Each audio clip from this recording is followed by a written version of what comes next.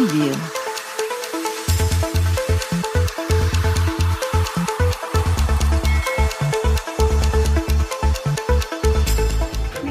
बिस्मिल्लाहिर्रहमानिर्रहीम। अस्सलामु अलैकुम। औकात टीवी में खुश आमदीद। मैं हूँ अब्दुल जब्बार अंसारी। ख़वातीन व हज़रात, यहाँ हज़ारा बिरादरी अफ़गानिस्तान से ताल्लुक़ रखने वाले अफराद काफ़ी तादाद में मौजूद हैं। इनका क्या मुतालबा है, ये हम इनके एक रहनुमा से बात करते हैं और उनसे पूछते हैं कि ये क्या चाहते हैं। अस्सलामु अलैकुम। आपका नाम? मोहम्मद, ये जो आप लोग यहाँ नेशनल प्रेस क्लब के सामने इकट्ठे हैं, तो क्या मुतालबा आप कर रहे हैं? ये है कि मैं तो और कौन लोग हैं आप? दरअसल मैं हज़ारा कम्युनिटी से बिलोंग करता हूँ और आप जो सुन रहे हैं और देख भी रहे हैं ये मीडियाज़ पर, अफ़गानिस्तान में हज़ारों लोग पर बहुत। आप अफ़गानिस्तान से बिलोंग करते हैं? हाँ। जी। अफ़गानिस्तान पे हज़ारों लोग पर कम्युनिटी पे बहुत ज़्यादा जुल्म हो रहा है, बॉम्बिंग बहुत ज़्यादा हो रहा है। अभी फ्राइडेज़ पे एक ब्लास्ट हो गया था एक कोर्स पे, जहाँ पे बहुत सारी लड़की वहाँ पे थे, उन लोगों मारा गया था। तो इसलिए हम ये चाहते हैं कि ये जो इंटरनेशनल कम्युनिटी है इसको जेनोसाइड समझे, और ये हमारा जो हज़ारा जेनोसाइड है और जो हज़ारा लोग पर जो जेनोसाइड हो रहा है इसको रस्मियत दे दे। अच्छा, मैं यहाँ कुछ हमें समझ भी आ रहे थे, नारे लगाए जा रहे थे कि तालिब गर्दी, और ये इनका क्या मतलब है? ये मतलब है कि वो लोग जो वहाँ पे है वो लोग। तालिब से क्या मुराद? तालिबान नहीं है, जो हज़ार लोग पर जुल्म करते हैं। अच्छा, हम ये कह नहीं सकते कि बस तालिबान जुल्म करते हैं, जो लोग हज़ार लोग पर जुल्म करते हैं, हम उनसे हमको नफरत है। अच्छा, हाँ, वो किसी भी है और कोई भी है। क्या मसाइल दरपेश हैं वहाँ पे? तालीम के मसाइल हैं? तालीम के मसाइल है। अच्छा। लड़कियों के स्कूल जाने का मसाइल है। नहीं, स्कूल जाने नहीं दिए जा रहा। क्या मसाइल है? कौन रोक रहा है? ये तालिबान हुकूमत। तो लड़कों को पढ़ने दिया जा रहा है? लड़कों को पढ़ने दिया जा रहा है, हाँ। अच्छा, तो लड़की को कौन सी क्लास तक इजाज़त है वहाँ तालीम हासिल करने की? 6 क्लास तक। उसके बाद नहीं? उसके बाद नहीं। अच्छा, तो और क्या मुश्किलात हैं वहाँ पे आम आदमी के लिए? क्या मुश्किलात हैं? ये बॉम्बिंग्स बहुत ज़्यादा मुश्किलात है हज़ार लोग पर, खुसूसन टारगेट हज़ारा को किया जा रहा है।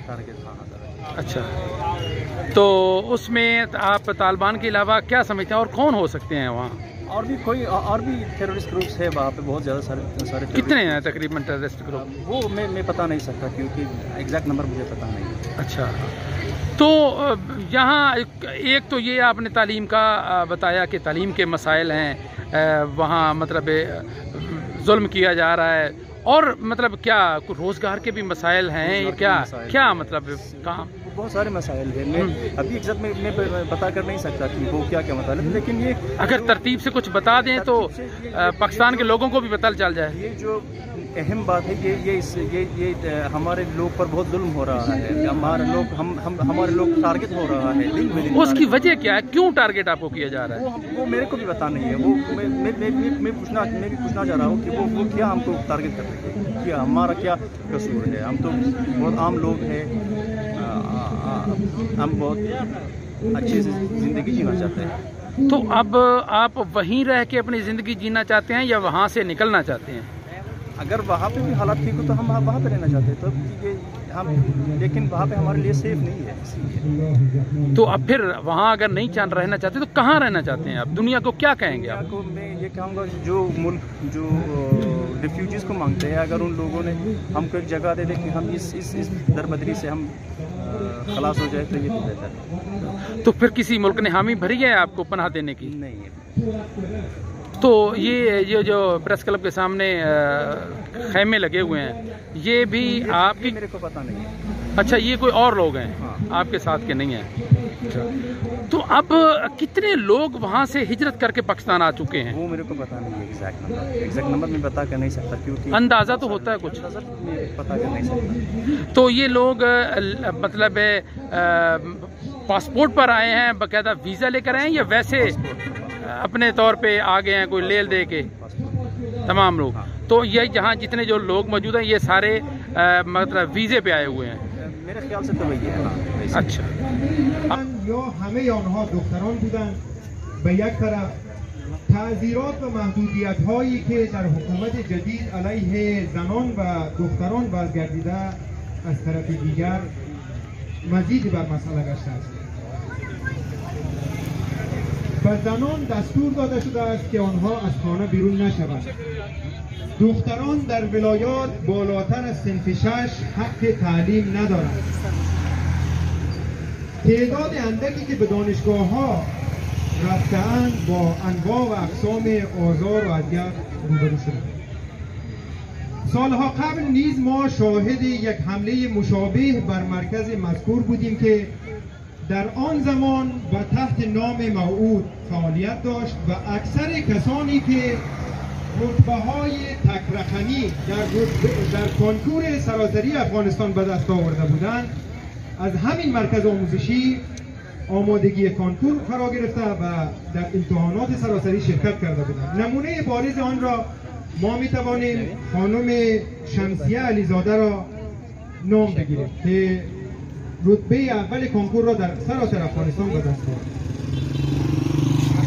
با توجه به نزدیک بودن کنکور سراسری امسال و پویایی مردم هزاره در عرصه علم خواهی مخصوصا دختران هزاره، جاهلان و دشمنان دانایی این موفقیت را بر نتابیدند و اقدام به چنین عمل شنیع کردند. برای اینکه مردم هزاره را از ساختن آیندهشان مایوس بسازند و از سنگرهای علمجویی به عقب برانند، غافل از این که ما هزاره ها مانند بزیم و دوباره سر بر می آوریم و به تکاپو می پردازیم. واقعات قتل، کشتار، کوچ اجباری، اسارت و تبعیض سایه سنگینی از یک قرن گذشته بر زندگی مردم هزاره در افغانستان افکنده است. یکی از تبعات تاریک و سنگین آن را ما می توانیم مهاجرت مردم هزاره را یاد بکنیم که از آگوست سال قبل ما شاهد سیل عظیمی از مهاجرت هزاره ها و کشورهای همسایه افغانستان، ایران و پاکستان هستیم. سالهای مهاجرت متعدد هزاره ها را خسته ساخته، چنان که از کشتار و قتل عام و اسارت و شکنجه. ما از سازمان ملل کشورهای مهاجرپذیر جا داره که در اینجا از اونها تقاضا بکنیم که به وضعیت رقتبار و اسفناک مهاجرین هزاره که در پاکستان و ایران به سر میبرند توجه جدی بکنند و بر معضل مهاجرت دائمی اینها نقطه پایان بکنند.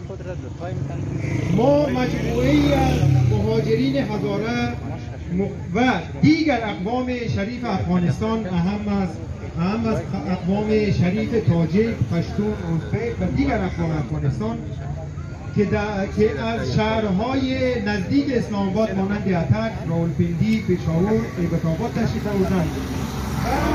فعالین حقوق بشری پاکستان و نهاد هزاره فورم که هزاره های کویته پاکستان تحت نام آن فعالیت دارند، خشم و انزجار خود را از اقدامات جنایتکارانه و کشتار سیستماتیک هزاره ها در افغانستان اعلام می‌داریم و از مجامع جهانی می‌خواهیم که هرچه زودتر عاملان آن را به پنجه قانون بسپارند. در مورد وقایع و جنایات نسل کشی علیه مردم هزاره نکاتی را به سمع و نظر مجامع بین المللی می‌رسانیم. 1. سازمان ملل باید نسل کشی هزاره ها را به رسمیت شناخته و برای پایان دادن به وضعیت هولناک حاکم بر هزاره ها در افغانستان اقدام نماید. 2. از پارلمان کشور بریتانیا، انستیتوت صلح آمریکا، سازمان عفو بین الملل، سازمان دیدبان حقوق بشر، یونما و گزارشگر ویژه ملل متحد که در مورد نسل کشی هزاره ها در افغانستان تحقیقات انجام داده و به این نتیجه رسیدند که هزاره ها در معرض یک نسل کشی تمام عیار قرار دارند و خواهان توقف حملات شده اند، می خواهیم که برای رسیدگی به این پرونده دست به کار شود. 3. از دادگاه کیفری بین المللی می خواهیم تا تحقیق در مورد جنایت علیه هزاره‌ها در افغانستان را آغاز و روایت‌های موجود را مستند نموده و عاملین چنین جنایت‌ها و قتل عام‌ها را شناسایی و مجازات نماییم. 4. از ابراز همدردی اقشار و آحاد مردم دنیا نسبت به حادثه مرکز آموزشی کاج و قتل عام هزاره‌ها که در کشورهای مختلف با ابراز خشم و انزجار خود صدای واحدی برای پشتیبانی هزاره‌ها که مظلومترین مردم دنیا هستند بلند کرده اند، صمیمانه ابراز امتنان و سپاسگزاری می‌نماییم. به امید زندگی آباد، آزاد و عاری از خشونت برای هزاره‌ها و السلام علیکم و رحمت الله و برکاته.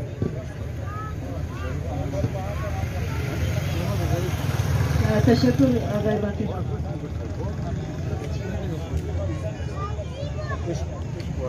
خب یک نعره می‌دونم که تمام شما همراه ما باشین. شما باید بگین که حق ما درست است؟ حق ما تعلیم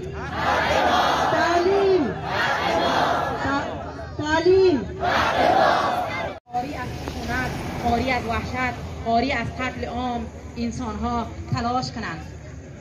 ما جهانی عاری از کشتن انسان‌ها می‌خواهیم، جهانی که دیگر هزاره‌ای در آن قتل عام نشود، گلیمی که سوگوار و غم در خانه ما پهن نکنیم.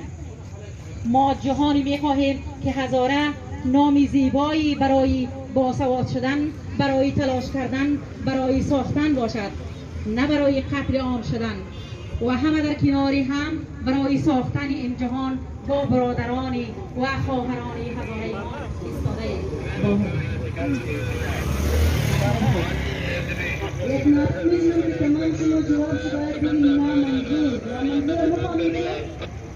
نامنظور مفهمید؟ قبول ندارم.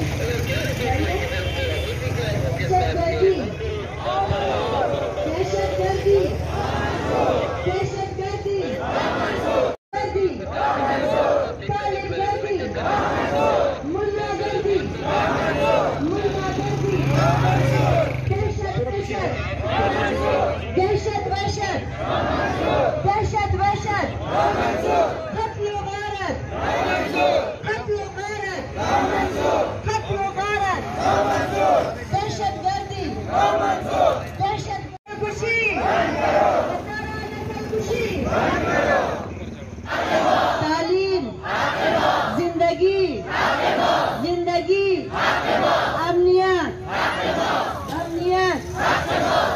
امنیت، آزادی، تعلیم، تحصیل.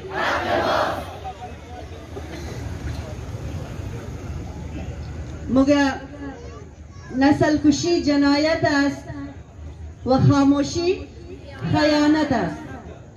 شما جواب بدین خاموشی خیانت است. نسل کشی جنایت است. خاموشی خیانت است. نسل کشی جنایت است. خاموشی خیانت است. نسل کشی جنایت است. خاموشی خیانت است. अब मैं गुजारिश करूंगी फरीदा शोएब साहिबा से कि इन्होंने एक कुछ तैयार किया है। कथनामा कहते हैं, पता नहीं इसको उर्दू में क्या कहते हैं। कथनामा सही। फरीदा शोएब साहिबा, फरीदा शोएब साहिबा।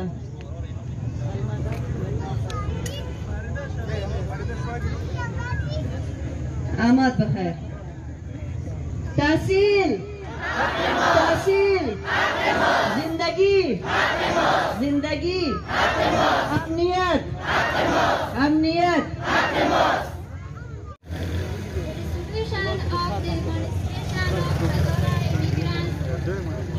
And Pakistani Hazaras in Islamabad, October 3, 2022. Hazaras are one of the underprivileged ethnic groups in Afghanistan who live in different provinces of country.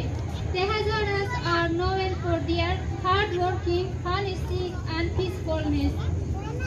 They have shown significant contribution to security, peace, progress, and knowledge in their country.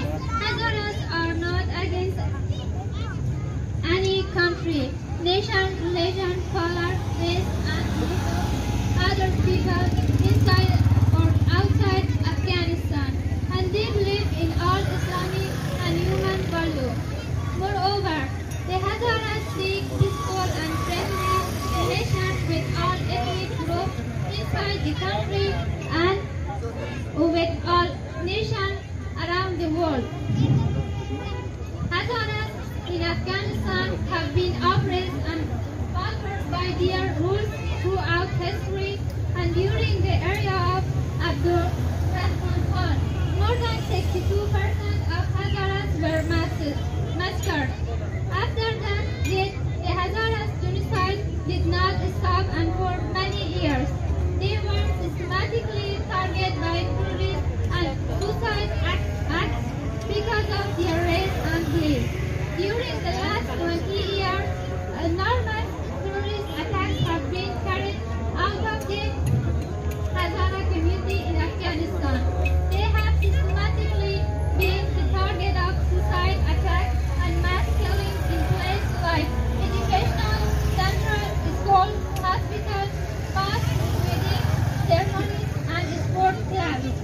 According to the convention approved by the United Nations on December 9, 1948, genocide is considered whenever a nation or ethnic group suffers physical and psychological harm and the breath of their descendants are proven or is forcibly expelled from a